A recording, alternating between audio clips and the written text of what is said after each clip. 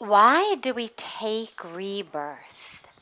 And how many lives do we have to live until the cycle is finished?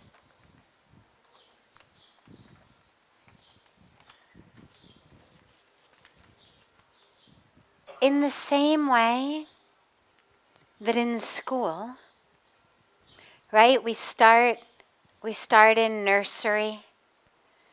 In India, they have this LKG and UKG. In America, we just have kindergarten. But we start young. And then every year we come back. Then we're in first grade, then second grade. And we learn more and more each year until ultimately we pass out. And if we are going along in one of our grades and jo seekhna hai, hum nahi seekhte hain. If we miss learning something we needed to learn, the teacher will hold us back.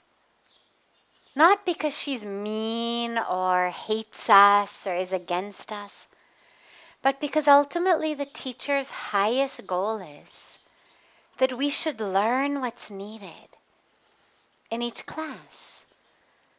So if you don't learn to read properly, or you don't learn to count properly, or you don't learn your math properly, you end up redoing second grade, third grade, fifth grade, jo bhi hai. Not because you're bad, not because you're being punished, but actually for your own best interest, so you can learn it. So in life, it's a very interesting cycle. जब हम संसार के बारे में बात करते हैं या लीला के बारे में बात करते हैं, it's this whole idea of that which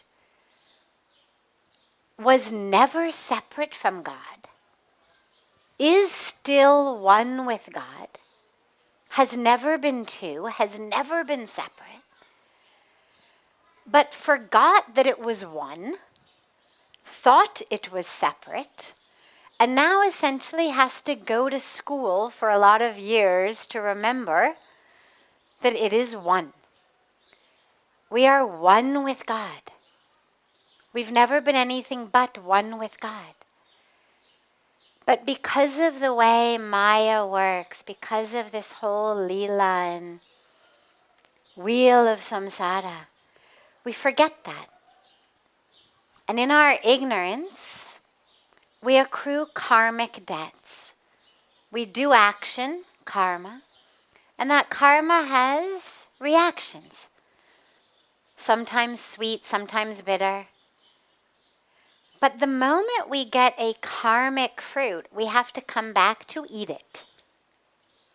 In our bank accounts, if we've got 100 rupees we deposit, and 100 rupees we withdraw, bank account is 0. You're done. But in life, unfortunately, it's not like that. Sometimes people think, well, I did something that's getting me negative karma.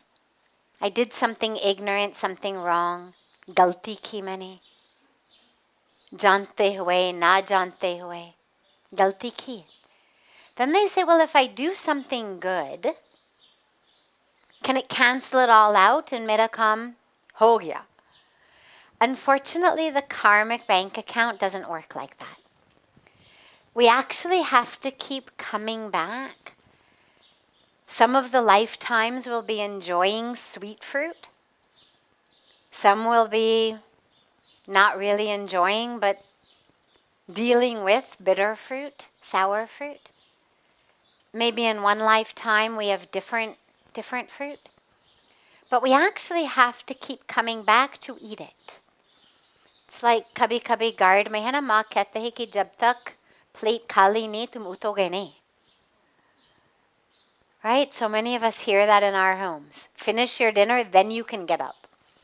So it's kind of like that. Like we've had this plate of food laid before us.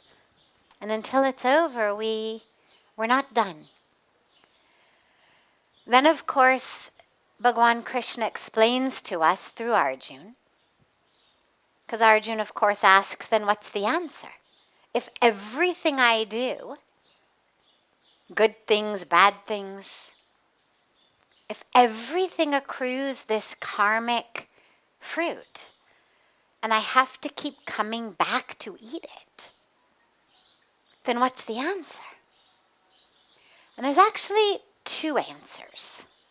So the first answer is what Bhagwan Krishna gave in the Gita, which is, whatever you do, surrender it to me. Whatever you do, surrender it to me, everything. There's this beautiful mantra we're given. Yat karoshi yadashnasi, yaj chahoshi dadasiyat, yat tapasyasi konteya, tat kurushva madarpanam. Whatever you do, whatever you're acting, whatever you're eating, even all of your sadhana, your yagnas, your tapasya, just offer it to me. Don't think about any of it as you are the doer. Because what most of us tend to do, jab galti hoti hai, we say, well, though, I couldn't help it. Not my fault. Stars were misaligned. I was not paying attention. But when we do something good, we're doing seva, we're serving, we're helping, we're doing tapasya, we feel very proud of that. I've done this. Do gante dhyan kiya maine aaj. Right? Itni jap mala ki. Itni abhishek. Hard Monday mein jati hun abhishek karne ke liye. We feel very much like we are the doers. And what Bhagwan Krishna's taught us is, whatever you do, offer it to me, surrender it to me. It's the only way to break this cycle of karma and rebirth. But along with that, there's something else as well. Usko karte hue, surrender karte hue, laying everything at God's feet, karte hue. We also have this beautiful opportunity to realize that here on earth, ये जो मोक्ष जिसके बारे में हम बात करते हैं, सभी मोक्ष चाहिए कि मोक्ष कब मिलेगा? When do I get to stop coming back finally? लोगों को लगता है कि मरने के बाद फिर मोक्ष मिलेगा. And it's something we look forward to. जल्दी जल्दी मर जाऊं ताकि मोक्ष मिलेगा. But what Puja Swamiji always emphasizes is, if we're not free in our lives, don't think you're going to be free after dying. Sharir ko chhodna does not automatically bring you moksha, because the body is not the problem. Nobody is stuck in the wheel of samsara because of their elbows. Right? It's not when I become finally free of my elbow, then I will have moksha. Free of my bones, free of my toes, free of my liver and kidneys, fir moksha milega. Your liver and kidney and unglis, these are not the problem. The mind is the problem. And so as we are offering everything to God, ultimately to free ourselves, we also realize that here in this body, in this incarnation, agar man se mukt ho sakte hain, then jeete moksha milega. Then we have what we call jiva mukti.